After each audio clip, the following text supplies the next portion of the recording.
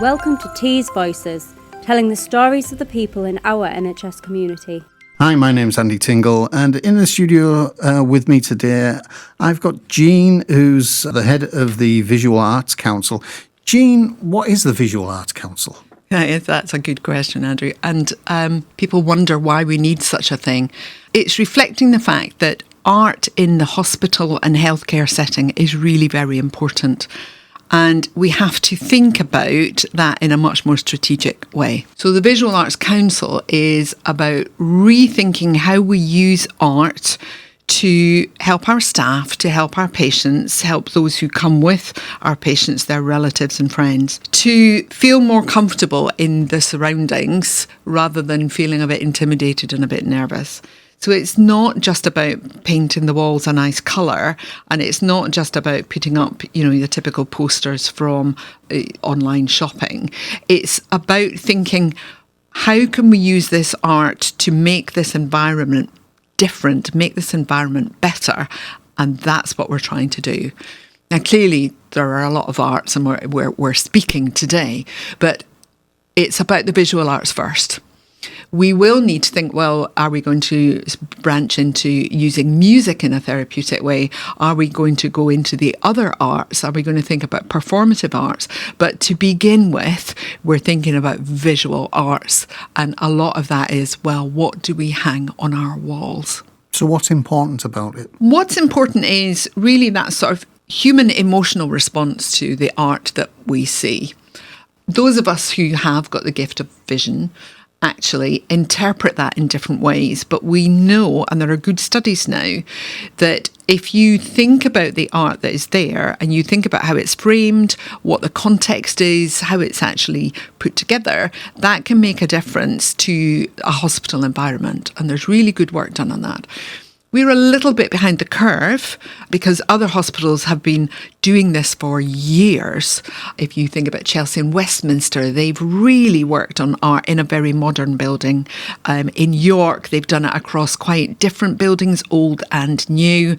They've done some work in Nottingham. I could list all sorts of other trusts that have managed to do it. And we've not had that strategic approach before, where we think about everything together, and we are literally going around finding all the paintings that are on the walls already, mapping those, thinking about some of our history, stained glass. All of that is visual art. So we're trying to think, what have we got? What do we need to have? What could we have? And, oh, look, haven't we got a lot of walls? We're a hospital. Yeah, the hospitals have a lot of walls. So what's the aim of the Visual Arts Council? So the aim always is about that better environment for our patients and our staff. And if we think now as a group working across 4 hospitals plus the outpatient areas, we're talking about 16,000 staff or thereabouts. So we're making a difference to that community. And then you think about all the patients that come through our buildings, often in a very vulnerable frame of mind.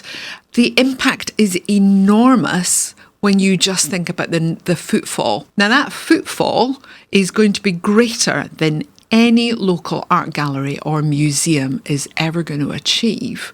So it is really important that we are considered in how we approach this, and it is important that we think about it. It is important that within the council, it's not just my ideas, it's a group of people working towards this. So within the Visual Arts Council, we need to have people of different background. We need to have different ethnicities, we need to have different professions, we just need to have different perceptions so that we can really match that incredibly broad community that we work in and serve. So who's involved with it at the moment? Not enough yet. So obviously, if we talk about the roles that we've got around the table, well, I come at it as somebody who's very interested in art. I'm not an artist, but I started this by thinking about the COVID memorial piece from my background of being the lead medical examiner, and I'm a physician. But I couldn't be doing this without Donna, who works alongside me, and Donna comes at it because she's really interested in art, but is also interested in project managing this and keeping us all in the slightly straight and narrow. And then we've got Catherine, who comes from the artistic side. So she works with the communications team, and she is really helping think about it from the artistic side because that's what her degree was. But then we've got other people around the table. We've got patient representation. We've got the chaplains involved because clearly they were involved in the COVID piece. We've got staff representation and thinking about how we bring them in. The local governors are involved as well. But we are going to have to co-opt people depending which project we're doing. And we are working on a number of projects now. So we have got a COVID memorial that local schools have been involved in. We set that up as a competition, and the COVID memorial is going to be on the walls very soon in North Tees and in Hartlepool in the hospital buildings, and that we're going to kind of unveil officially on the 7th of April. We've had a lovely, lovely painting donated already by a local artist, Lucas Roy, again reflecting a bit of the COVID experience, but really thinking about that from the point of view of our nursing staff in Teesside. And that now is on the 3rd floor in North of Tees outside the respiratory ward. So please look at that. It's next to the lifts, and Lucas came and very kindly gave that to us. So that's already on the walls. The Stockton Camera Club are working with us because what we're going to create is a memory wall for those who've got dementia and delirium. And that memory wall is just to help calm people, help take them back to the things that they do remember and be a prompt.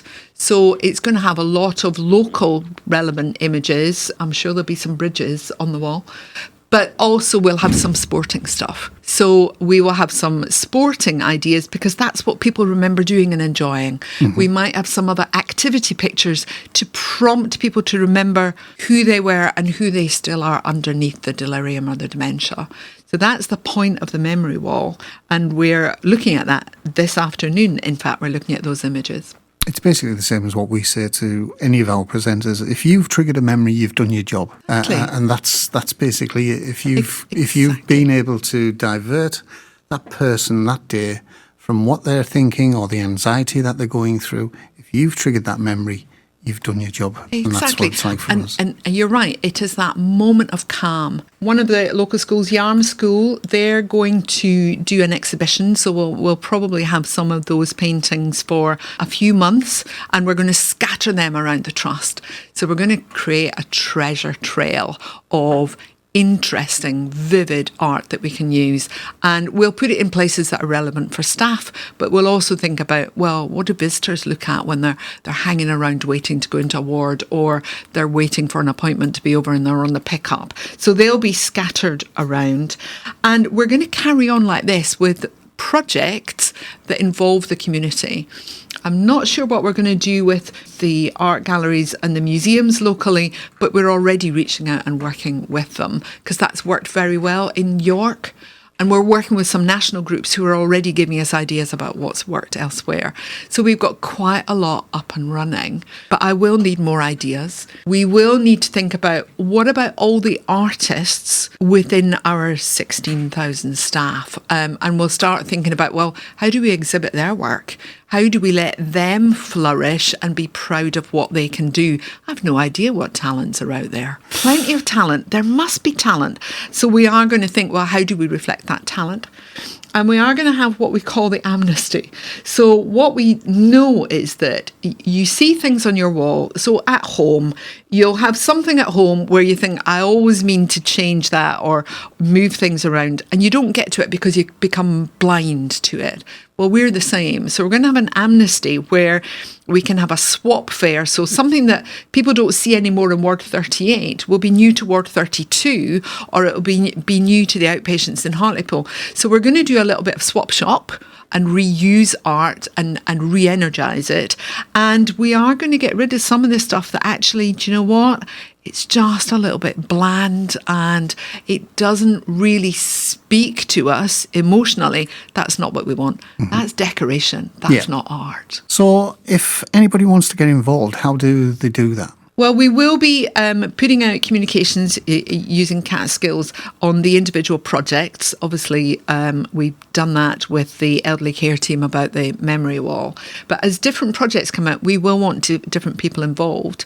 And if somebody's really interested, they just need to reach out to me or to Donna Fairhurst and say, look, I'm interested. Can we hear more? Can we get involved? That's how we got hold of you, after all. We need to get people who are interested. And it can't be just a group of people who sit in committee and become static. I need this to be evolving. So we will have people come and go in the Visual Arts Council because they'll be interested in one aspect. So Jane's very interested in the COVID memorial. She might not be so interested in the next thing. Well, somebody else can take her place. So the council is not like any of our other standing committees. It's going to be more fluid, but you don't get just to come along and say nothing. You have to come along willing to engage. That's great. And Jean, thank you very much for coming into the studios today, and hopefully we'll be able to work with you in the future and get the word out there for the Visual Arts Council. Absolutely. And it will be watch this space. Thank you very much. Take care now. Thank you for joining us. Till next time, you've been listening to Tees Voices.